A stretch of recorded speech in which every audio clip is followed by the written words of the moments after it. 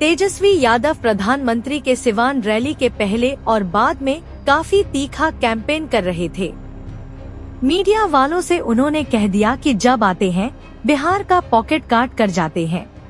बिहार वासियों, जुमलों की बारिश करूंगा और मेरा पॉलिटिकल रैली के लिए आप सबके पॉकेट मार दूंगा।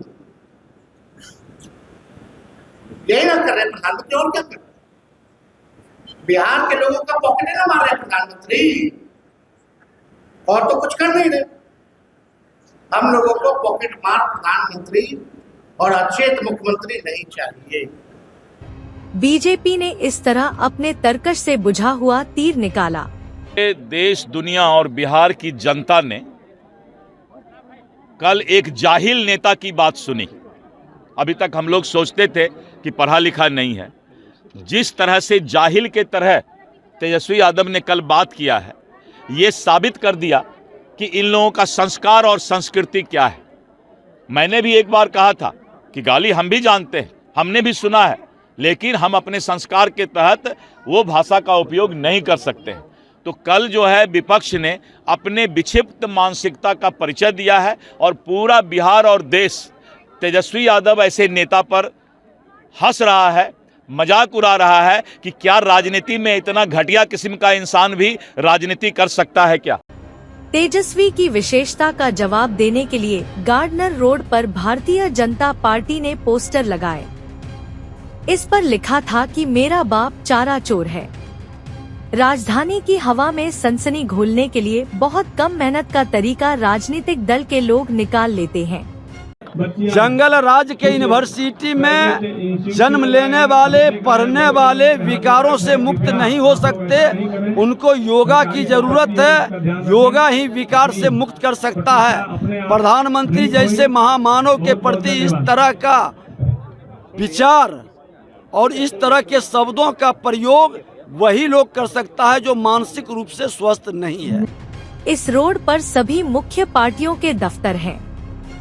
रोड का एक सिरा बेली रोड पर इनकम टैक्स गोलंबर पर समाप्त होता है। कल प्रधानमंत्री के सिवान आने पर एक बात हेडलाइन बनी कि प्रधानमंत्री ने कहा कि अंबेडकर का अपमान करना राजद और कांग्रेस के चरित्र में है। अभी पूरे देश ने देखा है कि आरजेडी वालों ने बाबा साहेब की तस्वीर के साथ क्या व्यवहार किया।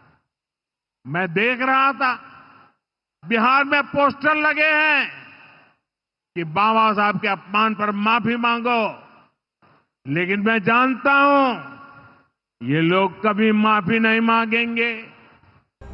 कुछ दिन पहले विपक्ष ने संसद में अमित शाह के द्वारा अंबेडकर के बारे में घबराहट के एक बयान पर कैंपेन चलाया था। अपने जन्मदिन 11 जून को लालू प्रसाद यादव के पास तोहफा के रूप में अंबेडकर की तस्वीर आई और यह वीडियो रिकॉर्डिंग में लालू जी के पैर के पास रखी हुई दिखाई थी। बीजेपी ने भरपूर कोशिश की कि वह लालू प्रसाद से माफी की अपेक्षा करे। जब यह मुद्दा खास असर नहीं छोड़ सका तब लालू प्रसाद के ऊपर खुद प्रधानमंत्री ने प्रहार किया था। जजमेंटल होते हुए प्रधानमंत्री ने कहा कि यह लोग अपमान करने वाले लोग हैं, माफी नहीं ही मांगेंगे। उसके बाद प्रेस के सामने तेजस्वी ने कहा कि अपमान किया ही नहीं गया तो माफी किस बात की मांगे। अपमान जहाँ होगा तब ना अपमान की बात आएगी। अपमान हुआ ही नहीं तो अब माफी की बात कहाँ से? ये तो पीएम मोदी हो या कोई हो, अपमान होगा तब ना। हाई कोर्ट के बाहर चले जाइएगा पटना के, देखिए लालू जी ने बाबा साहब को कहाँ स्थापित किया।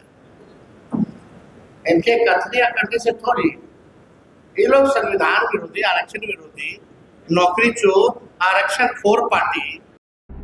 इस तरह से विपक्ष ने जहां प्रधानमंत्री के बिहार रैली पर बयान दिया, उसका जवाब देने के लिए एनडीए ने पोस्टर वार का तरीका अपनाया है।